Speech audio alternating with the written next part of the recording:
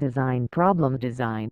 Galaxy Note 8 actually is a meterial body that is not much different from the series Galaxy S8 and S8 Plus. Comes with a more boxy body to series Galaxy S8. Galaxy Note 8 also carries the concept of infinity display design. Makes the smartphone screen hold 6.3 inches of bezel smoke exception on top and bottom.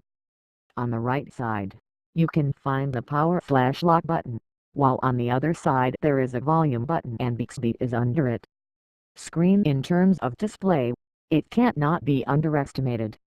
Super AMOLED screen installed on this smartphone has a brightness 22% higher than the Galaxy S8. Hardware turning to performance, Samsung crammed the Exynos 8895 processor, 6 GB of RAM, internal memory ranging from 64 GB, 128 GB, and 256 GB and 3300 mAh capacity batteries into Note 8. S Pen being one of the typical features in the series Note. S Pen is a hardware device intended specifically for doodling enthusiasts or drawing. Camera 3 has a resolution of 12 MP megapixel where one wide lens with f1.7 aperture and f2.4 telephoto lens with 2x optical zoom and 10x digital zoom.